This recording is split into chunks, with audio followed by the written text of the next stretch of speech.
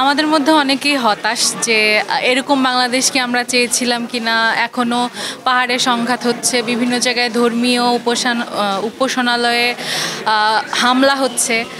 কিন্তু আসলে বাংলাদেশের ইতিহাস পর্যালোচনা করলে আমরা বাংলাদেশের যতবার রেজিম চেঞ্জ হয়েছে ততবার এর চেয়ে অনেক বেশি সংঘাত হয়েছে বাংলাদেশে। আমরা জেনজিরা হয়তো বা সেটা দেখি নাই, কিন্তু আমাদের কাছে এইটাই অনেক মনে হচ্ছে। কিন্তু আসলে আমার কাছে মনে হয়েছে যে বাংলাদেশে যে এই পরিমাণ স্ট্যাবিলিটি এখন পর্যন্ত আছে, এটা আমাদের বিপ্লবের একটা বড় অর্জন আমি মনে করি।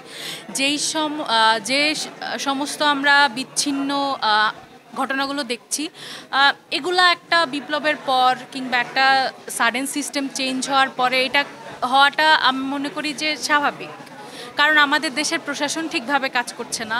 একটা রেজিম আমাদেরকে 15-16 বছর সে শাসন করে গেছে, তার বীজ এখানে রেখে গেছে এবং এই বীজটার শেকড় অনেক দূর পর্যন্ত ছড়িয়েছে। এটা এত সহজে উপড়ে ফেলা সম্ভব না।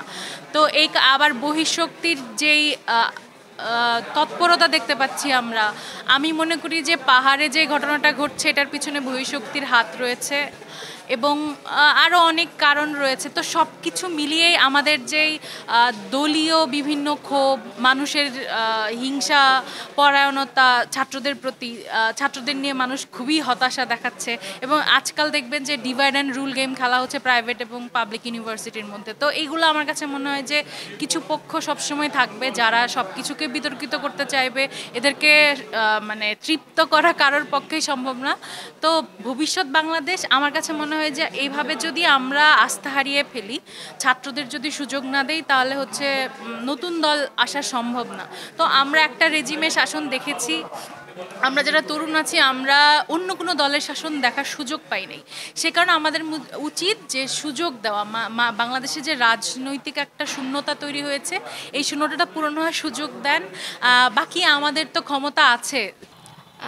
আমি বলবো যে তারুণ্য হচ্ছে একটা শক্তি, আর এই শক্তিকে কাজে লাগানো সবসময় উচিত। তবে আমি যতদূর আমার জানা মতো একটা হয়েছে যে 16 বছরের তারুণ্য শক্তিকে দমায় রাখার জন্য ফ্যাসিস্ট একটা সরকার যতদূর পর্যন্ত পারছে তারা একটা ফ্যাসিজমের মাধ্যমে তরুণদেরকে দমায় রাখার চেষ্টা করছে।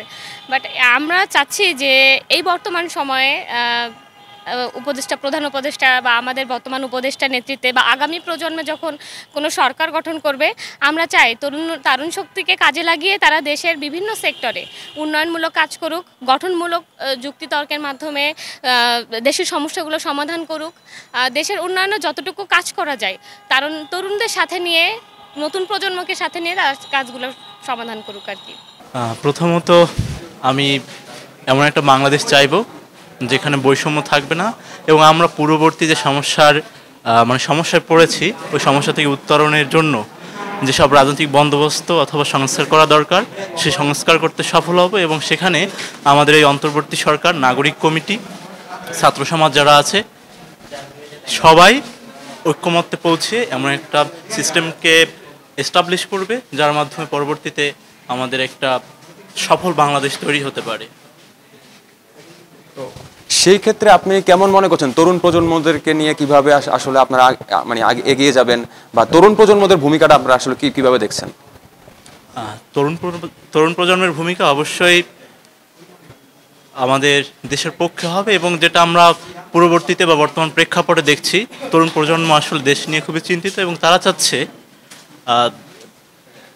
বর্তমান গভর্নমেন্টকে সময় দেওয়া হোক যাতে করে তারা এই সংস্কারগুলো করতে পারে এবং পরবর্তী যে রাজনৈতিক বন্দোবস্ত হবে এখানে যেন সুষ্ঠুভাবে সব কিছু ফাংশন করতে পারে, যাতে করে আবার সামনে হাসিনার মতো একটা ফ্যাসিস্ট আসতে না পারে এবং সেখানে তরুণরা সবসময় ভিজিল্যান্ট থাকবে, তাদের দৃষ্টি থাকবে যাতে করে এমন একটা রাজনৈতিক বন্দোবস্ত হবে যেখানে এই যে বৈষম্যগুলো থাকবে না এবং আমরা এমন একটা বাংলাদেশ পাবো।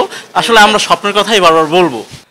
প্রথমত ধন্যবাদ সুযোগ করে দেওয়ার জন্য। আমাদের এখানে যে প্রত্যাশাটা থাকবে যে মেরিটোক্রেসি বেসড যে সোসাইটি আমরা গড়ার স্বপ্ন দেখছি সেই স্বপ্নের যে লাইট হাউস বলি বা বাতিঘর আমরা যাই বলি, ঢাকা বিশ্ববিদ্যালয় সারা বাংলাদেশে সেই পাওয়ার হাউস হিসেবে থাকবে এবং সুষ্ঠুভাবে ক্লাস হবে। আমাদের ক্লাস আমি নির্বিঘ্নে আমরা ক্লাস করবো। আন্দোলন সংগ্রামের এগুলো আমাদের ছাত্র জীবনে আমরা অংশগ্রহণ করি, সেগুলো চলমান থাকবে, সমস্যা নেই। কিন্তু আমি মনে করি যে আমাদের স্টুডেন্টদের ছাত্রদের মেইন রাজনীতি হলো তার ক্লাসরুমে ফেরা। ক্লাসরুম বেস যে পলিটিক্স, সেই পলিটিক্সে আমরা ফিরবো এবং আমরা যে মেরিটোক্রেসি বেস বাংলাদেশ বা আগামী যে দারিদ্র্যকে আমরা জাদুঘরে পাঠানোর যে শপথ আমরা নিয়েছি এবং বেকারত্বহীন যে সমাজ আমরা গড়ার চেষ্টা করতেছি, সেই বৈপ্লবিক পরিবর্তনটা আমরা আনতে চাচ্ছি এবং যার জন্য আমাদের 2024-এর সংগ্রাম, আমরা আশা করি সেই সংগ্রামের যে দাবিগুলো, যে চাওয়াগুলো, আমরা সেটা অবশ্যই ফুলফিল করবো।